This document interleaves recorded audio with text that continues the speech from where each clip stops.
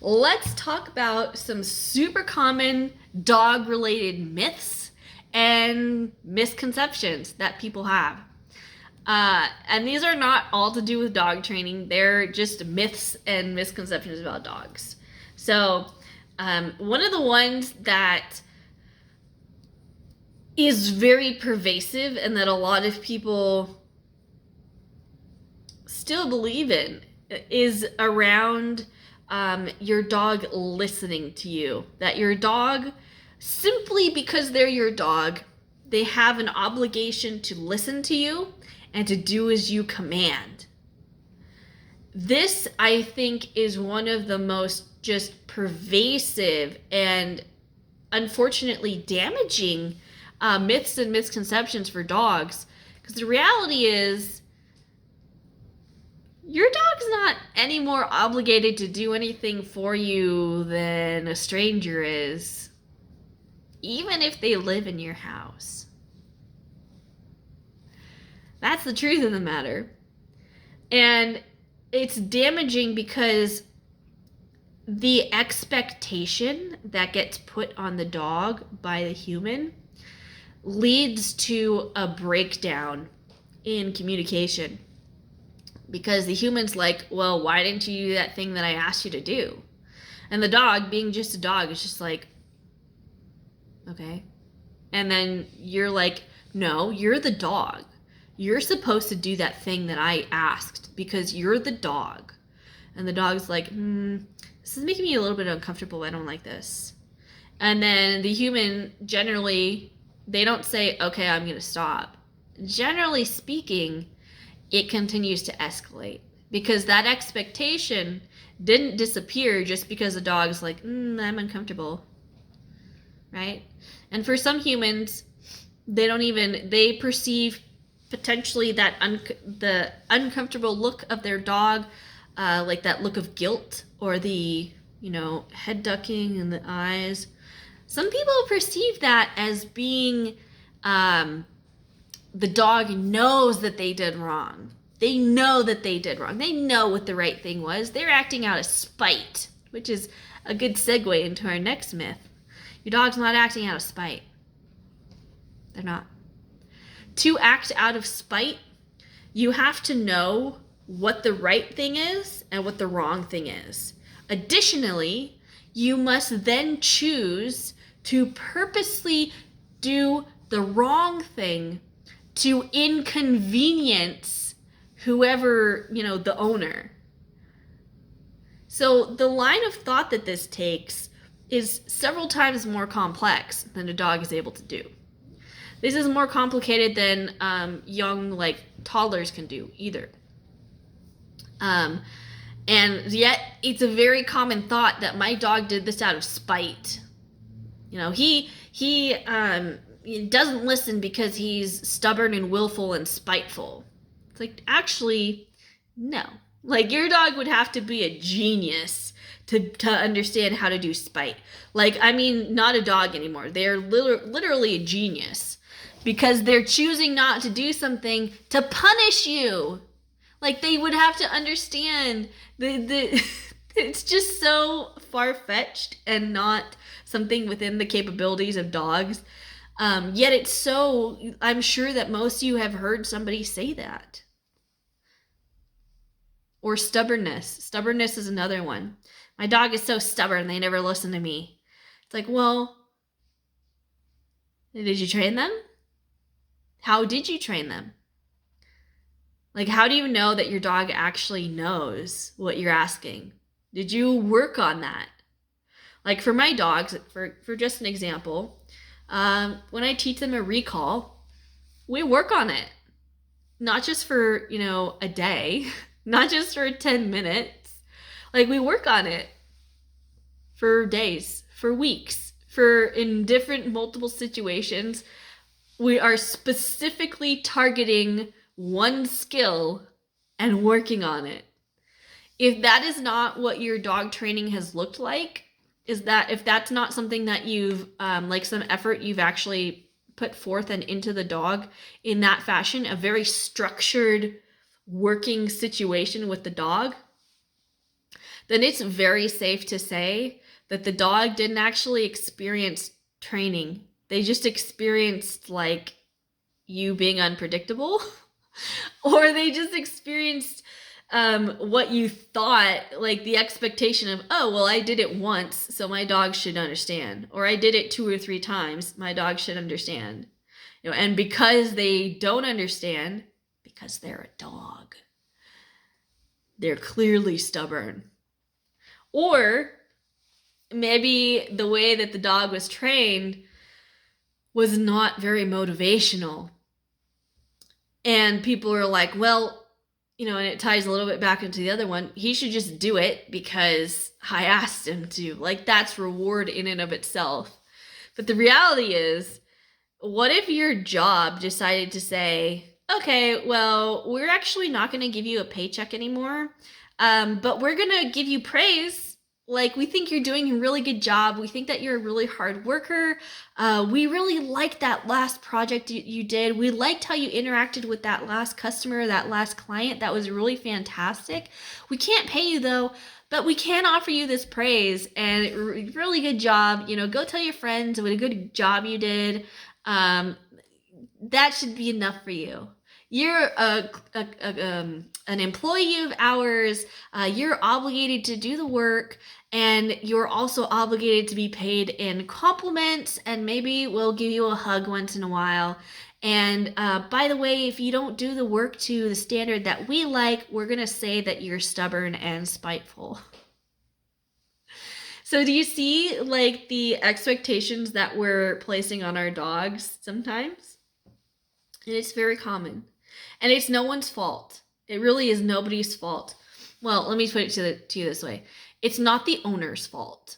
And it's not really the fault of dog trainers either.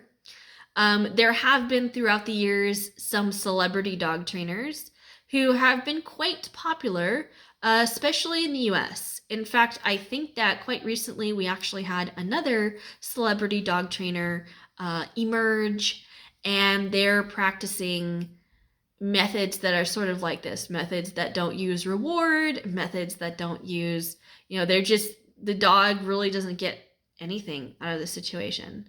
And number one, that's not fair. It's not fair, and it's not effective, and it's not real dog training. I'll tell you that first. What's another myth? Another myth that's pretty popular is, oh yeah, you gotta show your dog who's boss. You gotta make sure they know that you're the leader, and you gotta enforce that. So let's actually talk about that for a second. Let's talk about your job. Oh, there's a bug. Oh. Let's talk about your job.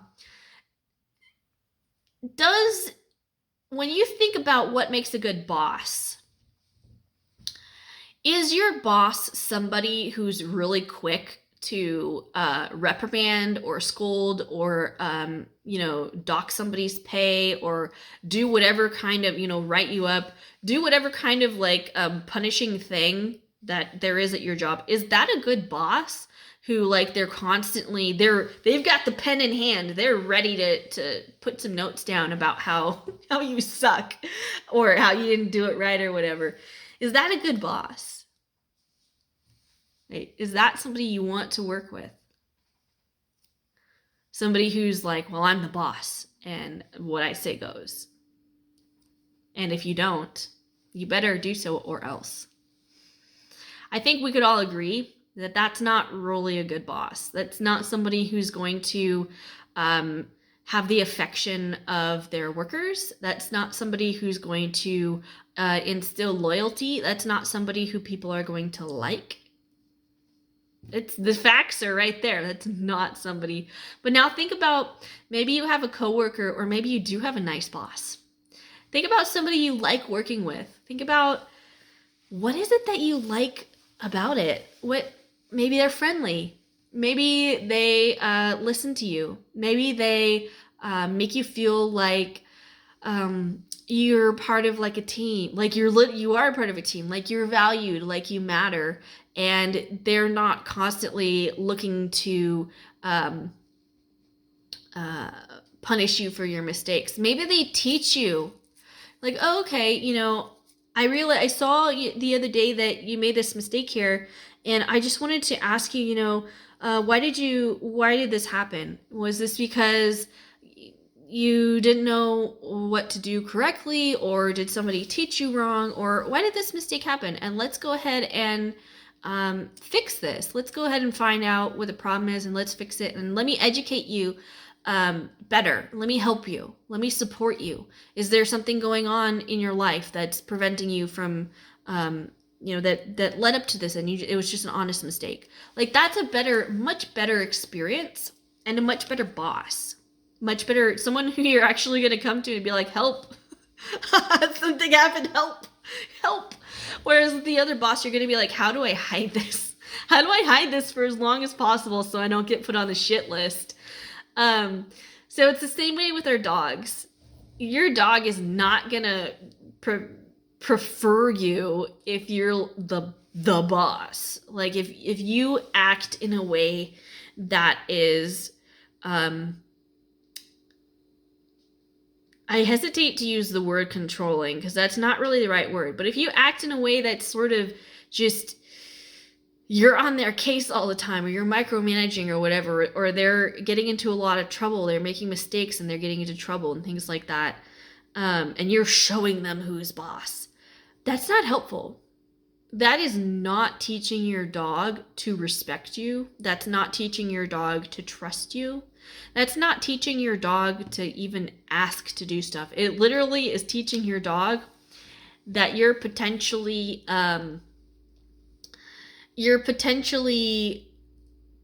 inconsistent, like you're unpredictable potentially, and also that you may be intimidating, and also that they have to hide their mistakes. Where an example of where we see this is in potty training.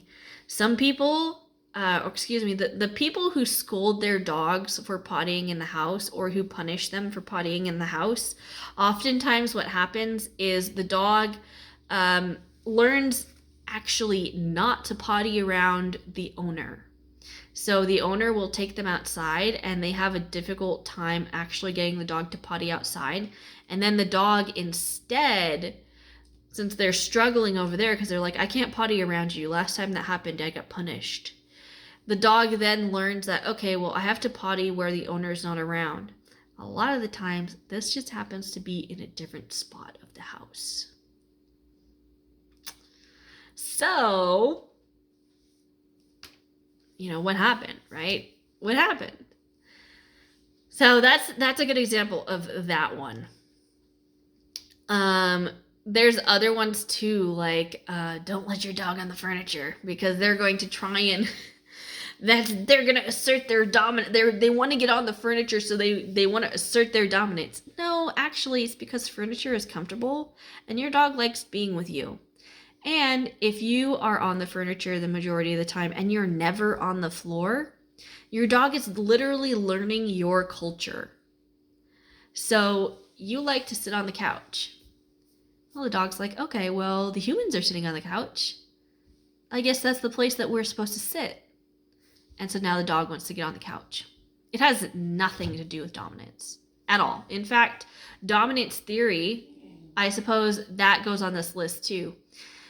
So that was a theory that was, it was a bad set of experiments that were done, or observations that were made.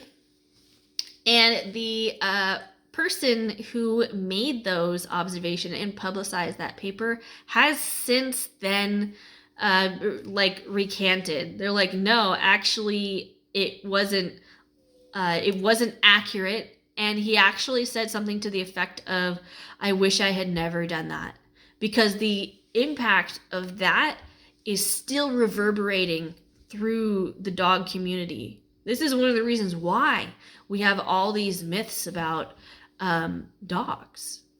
And it's not his fault either. He was doing the best he could with the knowledge he had in the parameters of that particular experiment. So it's not to say that dominance isn't a thing, but it's definitely not what a lot of people think that it is in these particular scenarios. Like your dog getting up on the couch doesn't have anything to do with dominance. Your dog getting up on the bed doesn't have anything to do with dominance. If your dog gets up on those places and then, is growling because they don't want you to get them off of there, that's still not dominance. That's a different problem. And yes, if you're experiencing that, you need to get help. And yes, part of that help would be not allowing your dog onto those places, or finding some other way to eliminate that conflict. Because at the end of the day,